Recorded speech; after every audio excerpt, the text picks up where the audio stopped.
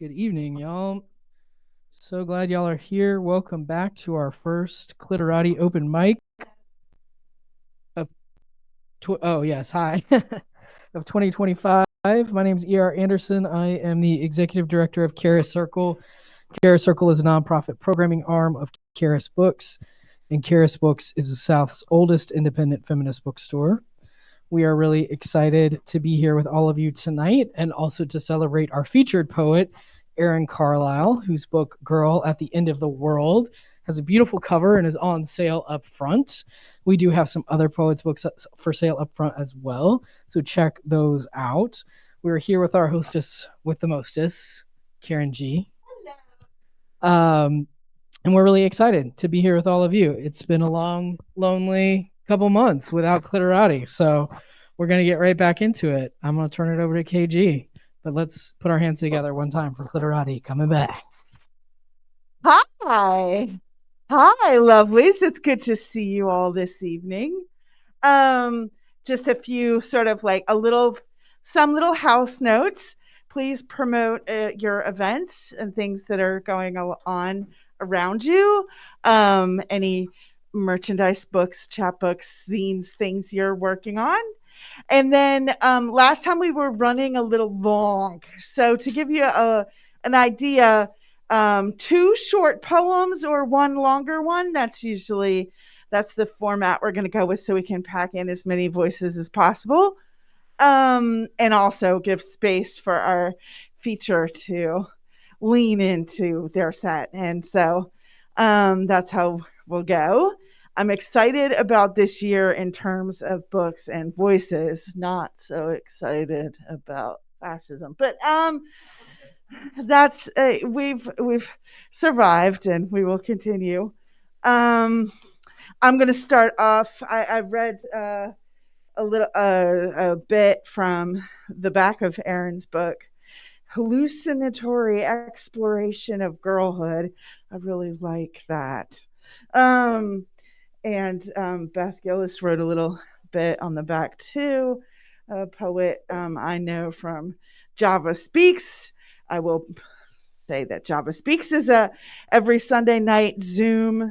We meet together. If you look up Theresa Davis, you'll find that info. I also have a little promo here for a spring writers retreat, Outrageous Voices, Thursday, May 22nd to Sunday, May 25th. And it is a retreat for all of our voices. And more about that probably from Jill Okay, not this time, but we'll be talking more about that as we reach towards spring. So that's really good.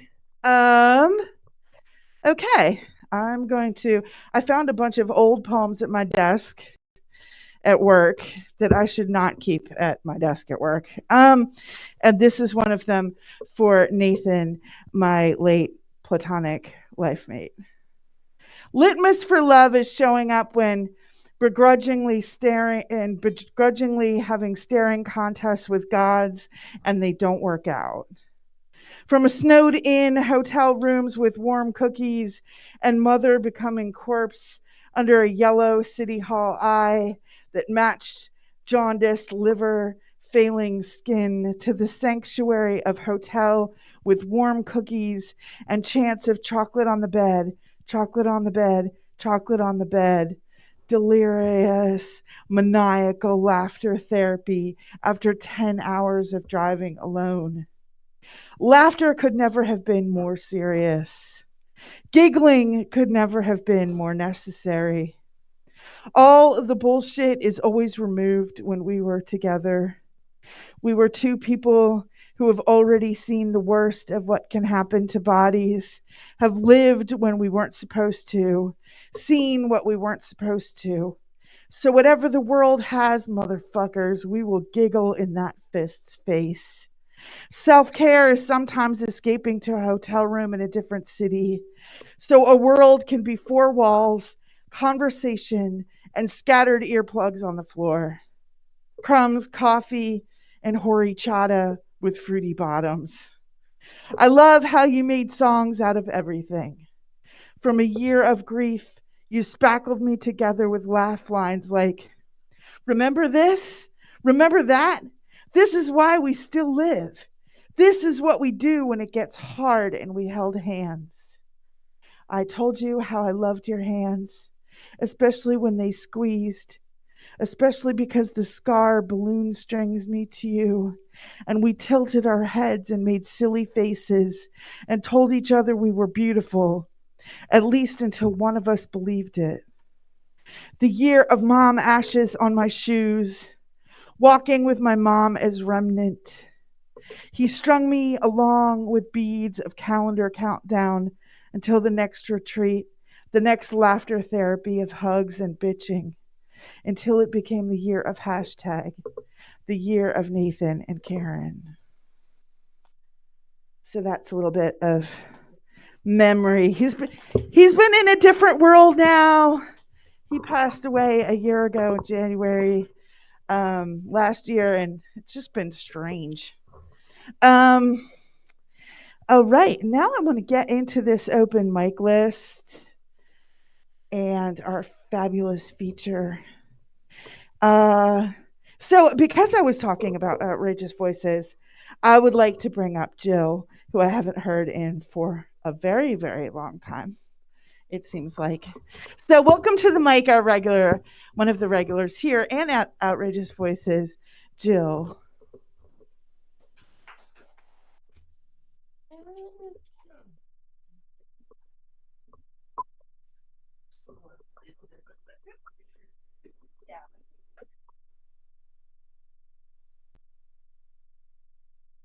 Sort of. Is this working? Yeah. Thank you.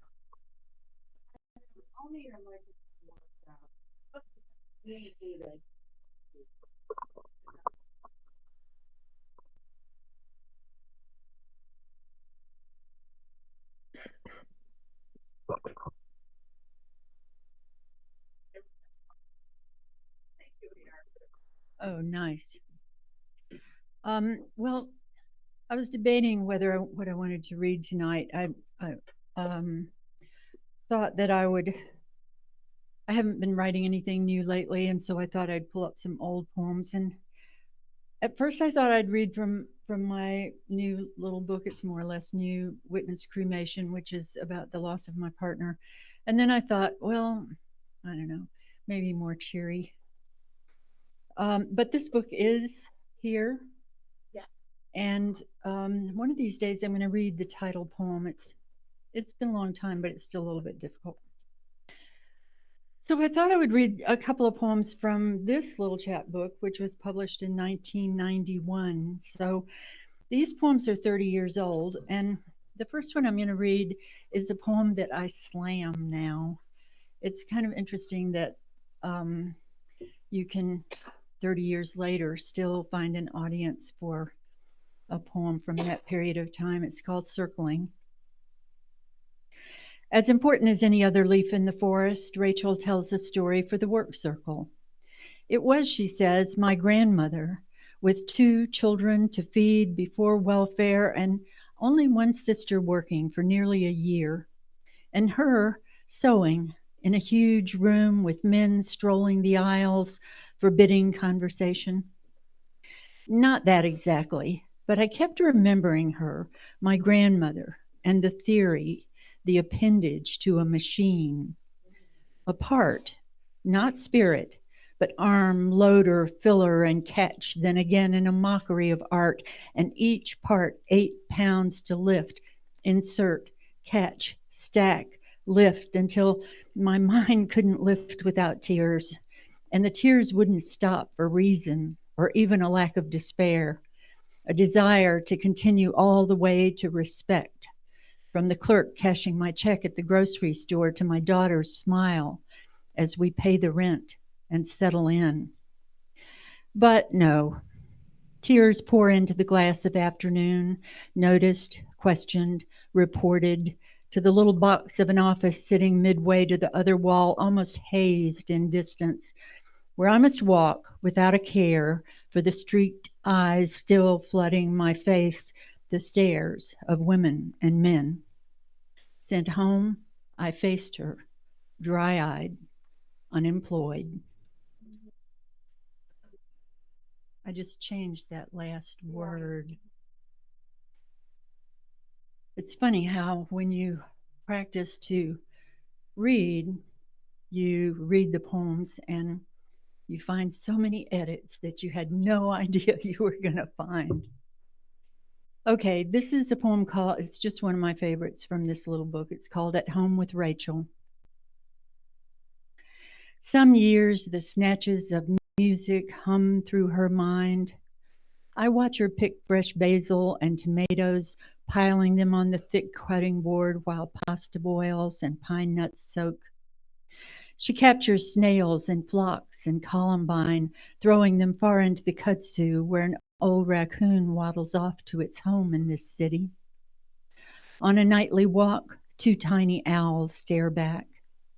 Later, picking the last of the summer mint and comfrey for tea, her hands move so rhythmically that I am certain she is ready to make something new. A box of a baby gourd, a pot for the kiln to fire, a song. I smile. In the park, by the pond, a child is shouting and holding up a small fish. Her mother calls her again for packing off to bed as the last violet lights of evening shut down. Thank you.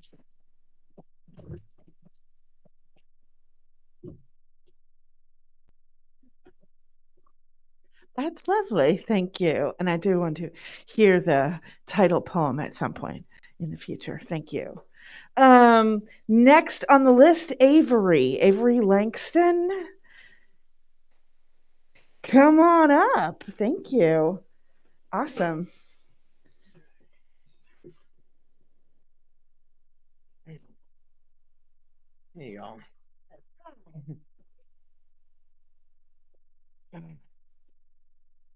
We'll see how this goes because I was supposed to do multiple drafts and that did not happen. I'm back in grad school this week.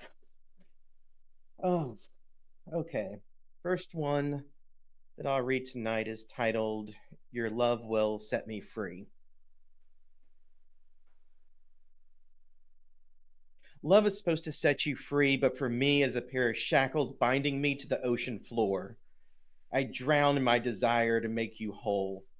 All the while, the pieces of me dissolve, floating away as the flotsam of my soul. I take a deep breath, sucking up the sea into a vortex that Ursula would envy. I create a blowhole with my lips and spray out all that tries to poison me. I will not go down with your ship. I am a wayfinder, learning where I am going by studying where I have been. I set myself free. Thank you. Yes. And the other one, it didn't even get a title yet. I see you sitting over there in the furthest corner of the room, creating a physical loneliness that you carry in your heart. I see your head bent over, lost in a sea of words carrying you far away. I see your full-length band of tension holding you taut, and the only relief granted by those jittery legs in a perpetual state of ready, set, go. The race is on in a sprint to safety at the first pow of a bulletless gun. I see brows burrowed, frowns etched, strained concentration, working so hard to relax. Thank you.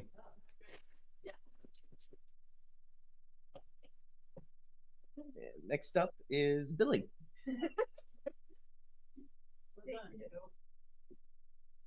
It is a lot of work to relax.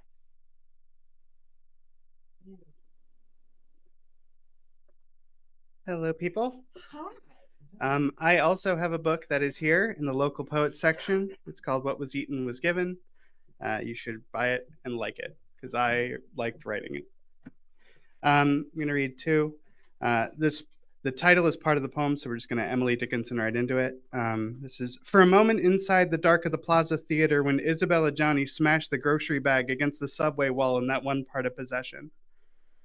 For a moment inside the dark of the Plaza Theater when Isabella Johnny smashed the grocery bag against the subway wall in that one part of possession, everyone gasped and yelped like we were all of us a dog with 4,000 legs, 2,000 wide eyes, and 1,000 lapping tongues struck once, hard, by a 30-foot woman with a scream, bleeding out of her dress and spilling out of the screen and sticking to under the seats like old soda. We were quiet, and with her, monstrous and bursting, chimeric with empathy, and she screamed for us, for our divorces, for our troubles at work, for our politics and past mistakes, for our friends who hate us now, for all of our unresolved issues and angers and outrages. She screamed, and for that moment we were struck hard like a tuning fork. For that moment in the dark, bright with her rage, flickering with her terror, we were all of us together, with her, with each other, we were one, and with her mouth we were screaming. And we all know what's happening on Monday. I wrote a poem back in November when I found out what was going to happen on Monday. This is called The Night Donald Trump Got Reelected, I Was Having Gay Sex. The night Donald Trump got reelected, I was having gay sex, and our phones were in another room buzzing like black helicopters while we built something small and needful, like a meal or a fire or a swiftlet's nest from all of our spit and awkward angles, with hands that trembled like hummingbird hearts and hips that were cool and soft as promises.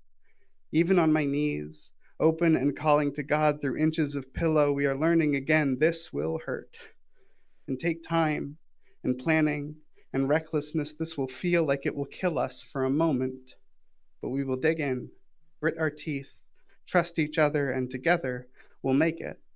We'll make it. Yeah.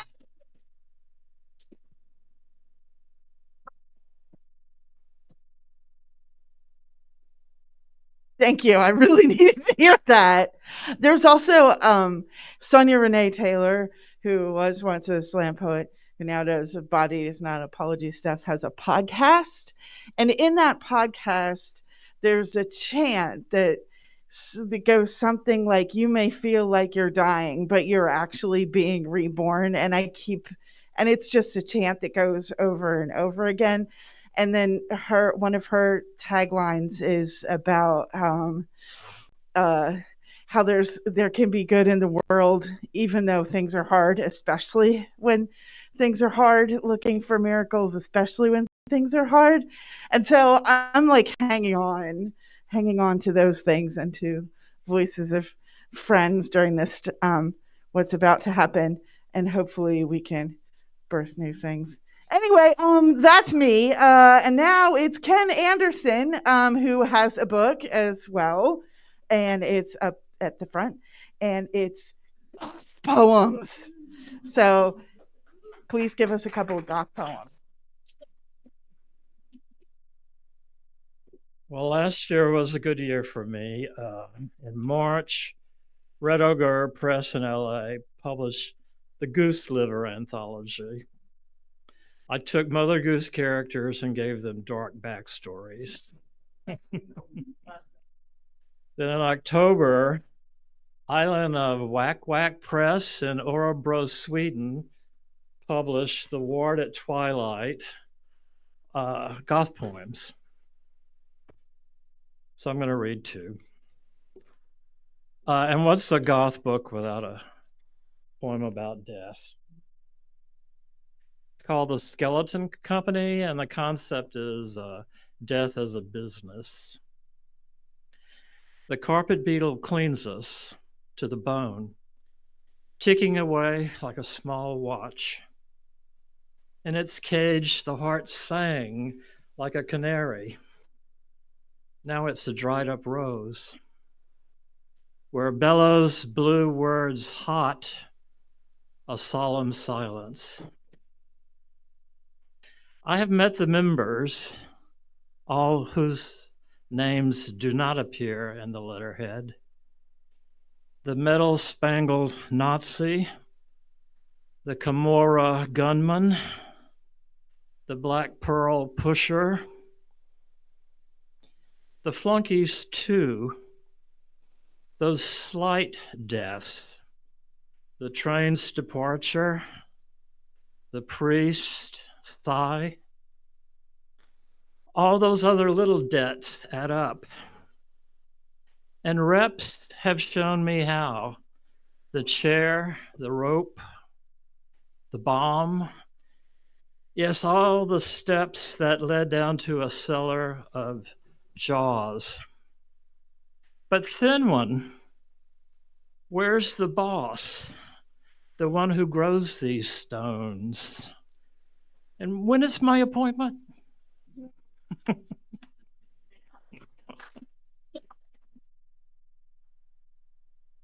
All right, the other I think is about a emotional S&M relationship, or a relationship in which one person drains the other one. It's called Vampire Valentine. Not, darling, I adore you, but dear unit of blood, type A, thanks for the pint. I'd appreciate a quart by the full moon. I doing what I have to do, stuck. You doing what you do best, bleed. So drip, drip, drip, my grape. Another drop. But not too much. Let me perform the phlebotomy. Let me draw off the red wine in your cask. Look deep into my eyes. Sleep. No crucifix or garlic saves you now. Sweetheart, I love you this way, with venipuncture. It'll only hurt when I insert the fangs.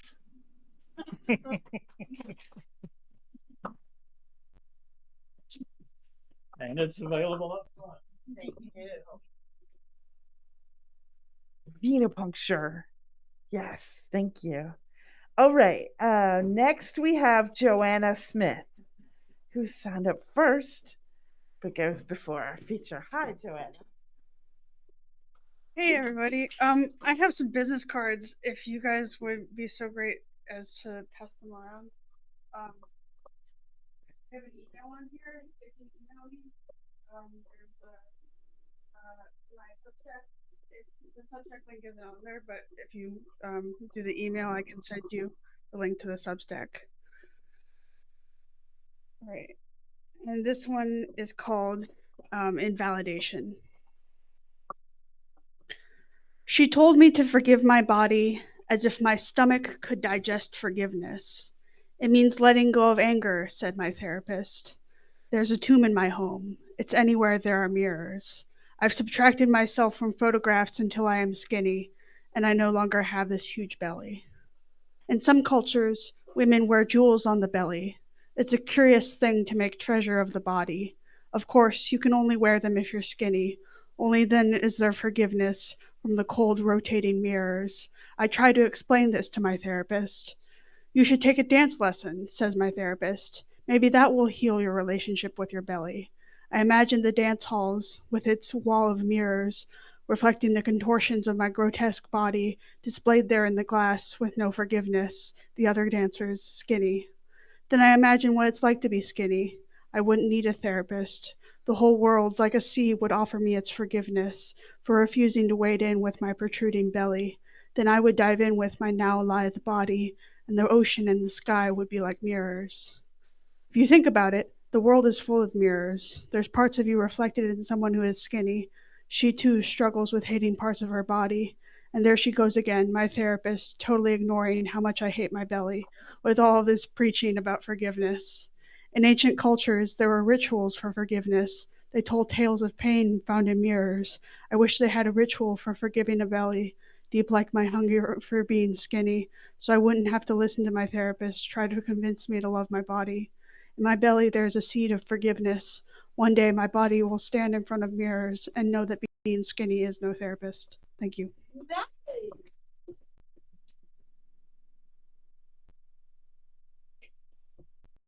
Being skinny is no therapist.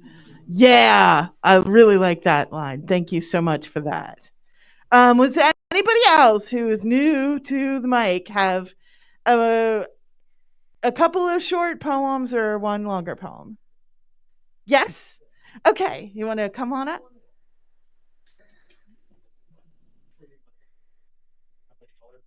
Okay. Okay. Anyone else? Okay, I will be extemporaneously plug tomorrow night's poet.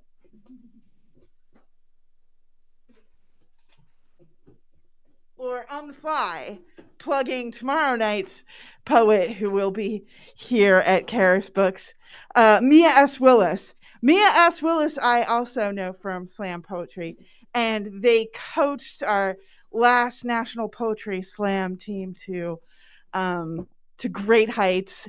They're an amazing human. They are, yeah, just fantastic. I'll read Mini Fridge. Give you an idea. I am the type that has a heart like a mini fridge. Small, commercial function in compact space, both cool and ice cold, sometimes home to other people's leftovers, sometimes home only to my own. My heart freezer burns things that stay too long, no matter how badly I want to hold on to them. Keeps its contents fresh, way past the printed expiration date. Won't let me throw out scraps that still feel salvageable, like the prime rib I made her on New Year's Eve, like the half of an omelet in the shape of her smile, like the lone Yoplait cup she promised to come back for but never did. My heart has filaments that crave the next power surge, is sometimes tougher than it looks and always tougher than it feels. Has a door that hangs crooked and lets vodka in with the pizza rolls. My heart tucks the things it can't surrender into its corners and waits for the light to go out. Doesn't discriminate between handmade and store-bought. Has magnets from all the places I've been and dents from all the people I've loved there. Usually takes a day or more to defrost completely. My heart is a hand-me-down humming toward obsolescence, a sign of my unwillingness to grow up, completely unaware of its finite space, always eager to protect new Tupperware. Best of all, my heart stays full, full, full. And this was for Cassandra, Madeline, and Joya. They are an amazing poet and scholar. Please show up for them on Crowdcast or in person if you can.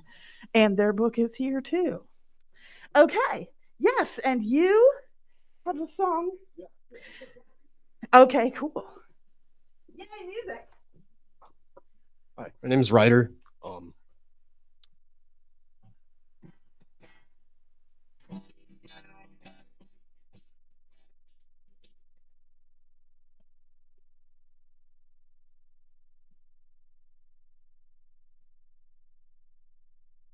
Falling in love, crawling in love, crawling in love. Oh, I want to know more than I know how to ask about you. I want to peel off your mask, a masquerade, a sweet charade. I could play all day, but I'm craving what's in the cage. My new crusade. That's literally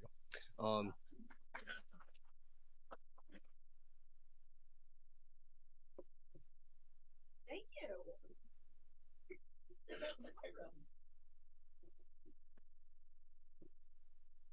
Please come back next month maybe and play some more. That's awesome. All right. Anyone else for the last chance on the mic? I'm staring at Jamie longingly. Hi, darling. It's just so good to see you. Oh, cool. Awesome. Okay, so now it's time to bring up our feature, Erin Carlyle. There's grief in here. In this captivating collection, Erin confronts the specter of her own girlhood and relationship with her father and his death. I'm still doing that myself. In Girl at the End of the World, her second full-length collection published by Driftwood Press, one of Erin Carlyle's speaker, an admitted shoplifter, so that sounds interesting. What must it be like to be an honest girl? It's a provocative question appearing in a book that with precision and unflinching clear-eyed honesty explores, among other things, the difficulties of global warming, wildfires, poverty, and violence against women. Please welcome up Erin Carlyle. Girl at the End of the World!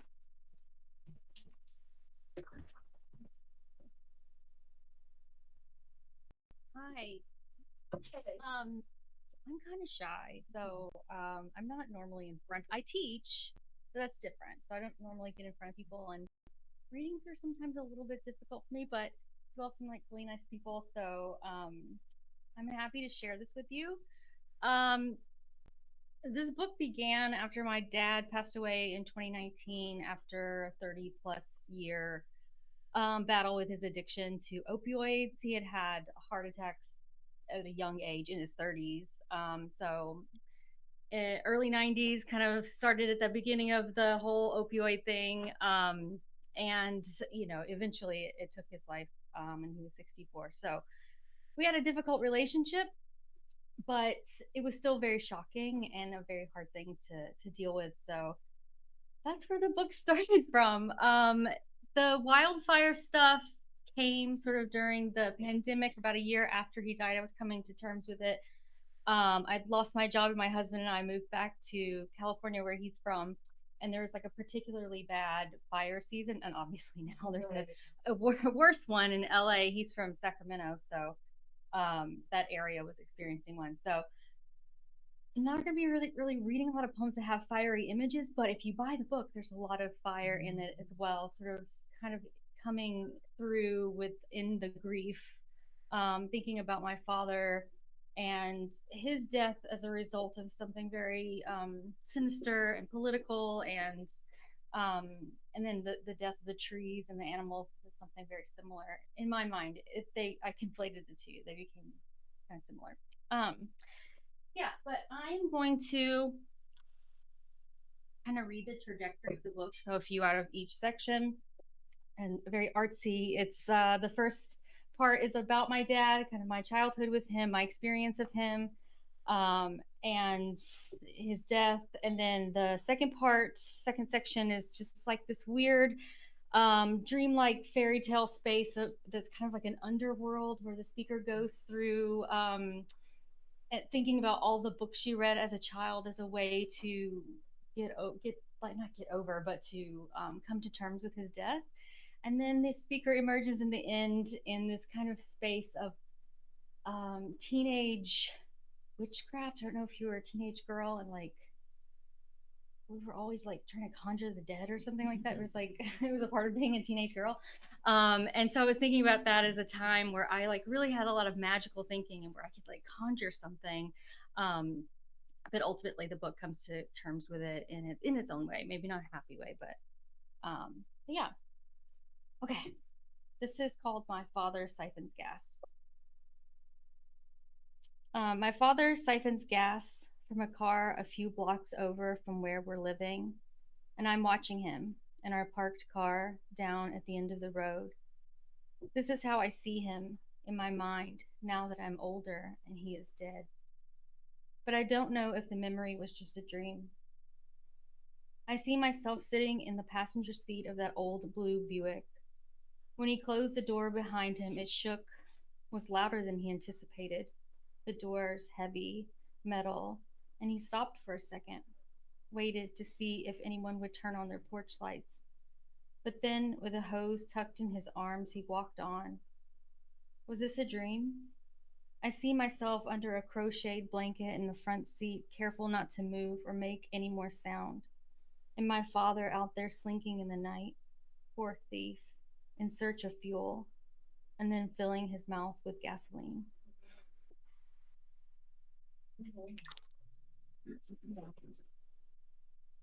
I don't think you can siphon gas, and that was probably like the late 80s. Yeah. Good. This one's called Black Peaches. Flies in the summer don't have to mean death, like in a still life. Picture me as a child riding my Huffy, pink and gold, down the middle of the street.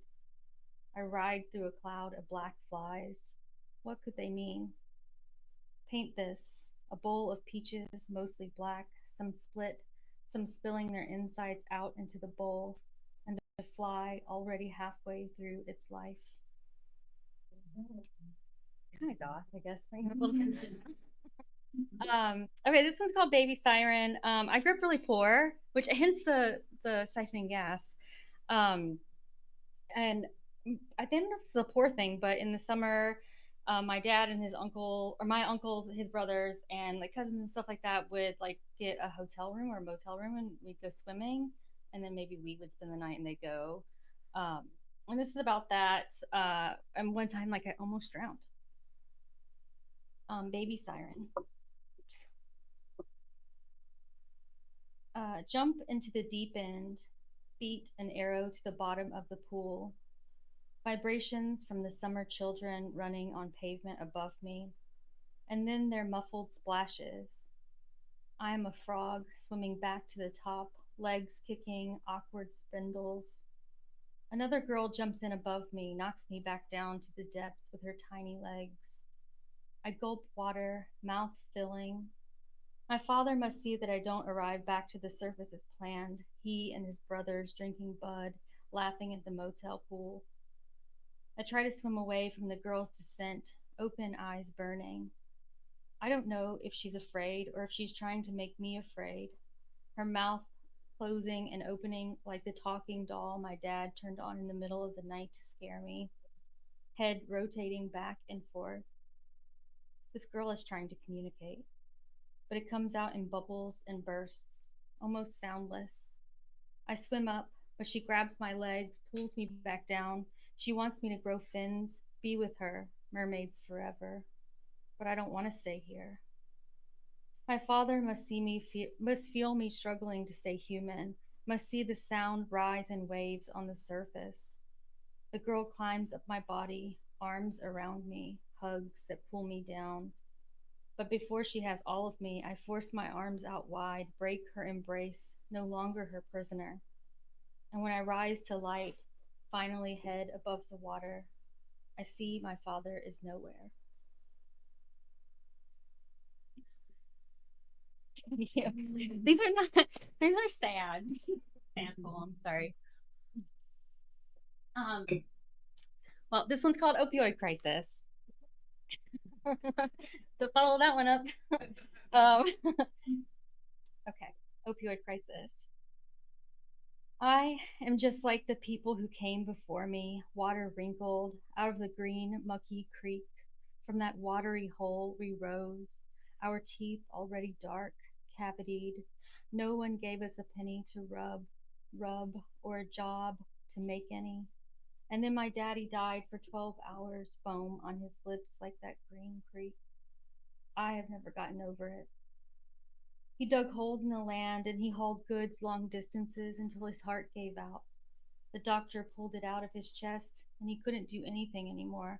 Had to take pills from orange bottles but had no coins to survive. And then he died from the pills and I buried him in a different hole in the ground. But I wanted to go again to the old water, little fish swimming back to the beginning, emerge human, and grab my mother and brothers and daddy and pull them out to the cold earth to start our lives again before he died, and we all had more than 12 hours left to foam. But no coins in our pockets, nothing, only pills to buy the dirt, the ground. I mean, it's fine. Thank you. And so this middle part's kind of just one long poem, and like I said, it's kind of like this weird underworld of grief where the speaker is kind of trying to come to terms with her father's death through thinking about the book she read as a child. Sort of. Okay. What I read as a child. Once when I was 9, I read a book about a hard girl who didn't believe in anything, not even stars. She was sure those things in the night were dots colored in by someone very tall. By some miracle or accident, the girl became a ghost. This was a strange book with a tall tree in the middle, but the girl had no one to talk to, a ghost alone in grief. When my father died, I thought of that book and I thought about a dream. I opened a door I found in the woods, walked through it. My mother said, never go through a door you don't know. On the other side of the door, I heard my dad, and when I opened the door, all I saw was a clearing with just one tall, skinny pine tree in the middle. Now I'm thinking of another book, this one about a mouse. Her husband died, and she had to find a way to take care of her kids, so she went on a journey. She met a lot of mice along the way. I know each one had a special name. I have to say I was a quiet child. I always had my head in a book. And I miss my dad's blue Buick, and I miss reading in the back seat. And I miss the pine tree line highway because I was reading. My father let me ride in the front seat. My father let me ride in the front. My father let me ride in the. My father let me ride in. My father let me ride. My father let me. My father let my father. I walked to the door to see the lonely pine tree, and I couldn't tell how old it was. Even a young pine grows tall. But I wanted to leave the clearing. But when I wanted to leave the clearing, I turned to find the door, but it was gone. I looked and looked. It was cold. I also read a book about time travel. I'm trying to remember the cover design. I'm trying to remember. After a long time with no door, I sat on the ground and ran my hand through the gray dirt. I cried out for my father. I cried. I could still hear him. Now that I'm thinking about it, there was a book about a golden thread. When I think about that thread, I think about all the books my father burned in his life, buried the remains under our old trailer porch. How is this the world? I closed my eyes, and I must have fallen asleep because when I opened them again, I was finally home, fatherless. Once upon a time, that's how another book started. Once upon a time, there was a girl, and that's all that I remember. Sorry. I'll put it by. Yeah, and so this is the last section of the kind of witchy, kind of point of time when I felt like there was magical thinking in my life, or that I could conjure something, or that I was even afraid of magic. Ultimately, the book comes to terms in a more realistic way, in my opinion, a more realistic way, which is very helpful for me. Oh, and this features David Koresh, so you remember who that is. Things we believe as children. I thought that if I believed in God, I would end up a child bride for David Koresh. I dreamed King David told me the firmament lives between your soft, skinny thighs, and I asked him for the difference between life and death, or if someone would eventually burn down a compound with my children inside. I asked him, what if I fall into a grave with no bell tied around my toe? What if I get to the underworld as an overripe fruit? He looked at me through those gold wire-rimmed glasses and asked me, do you want to be a ghost? Just a couple. This is a witchy one. It's called Bell, Book, and Candle. A girl walks toward a girl walks toward me dressed in red. Look at the open field where we sit. We put our hands to the ground, then touch our bodies. Blood runs down my leg. My mother is watching from behind a tree, water running down her leg. The girl pulls out a candle, a leather-bound book, and a brass bell. I hear my father, or a dog, somewhere behind us. And when I look back at the old tree, my mother's gone. I am blood-soaked, ruined panties, but never have I ever felt ecstasy like this before. I join their hands and feel my life flash. Did you see the Robert Eggers film, The Witch? Anyone? Robert Eggers? Kind of inspired by that. Great film. And this is my last one. This is sad, but it's also kind of a coming to terms with it in the way that I could. Just kind of a beginning in a way, or at least something like that, I guess. Transformation. Before my dad's funeral, I watched my mother fumble in the trash for a Xanax she dropped. I helped her find it buried deep at the bottom under coffee grounds and other discarded things. By the smell, the trash hadn't been taken out since he died. I sifted through the stuff he threw away, still rotting there, though it had been a week. Fruit, food wrappers, cigarette butts, old meat. He was gone, but the trash was still there, breathing life, something from something else. And I found her pill under it all, and I handed it to her with a glass of water.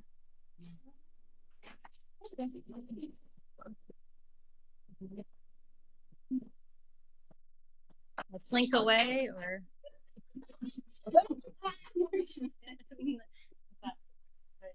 Now we buy your book. Now we buy your book and we celebrate you. Thank you so much. That was so much fun. I always get so nervous, and then when I'm doing it, it's like the most fun ever. I love that. So let's everybody give one more round of applause to Erin. And one more round of applause to all the folks who read tonight. Thank you so much. For all of our folks who are watching at home, you can click the teal button to buy Girl at the End of the World from Charis. Go ahead and click that button right now. We appreciate you. And then we'll go ahead and say goodnight to all of you. Hope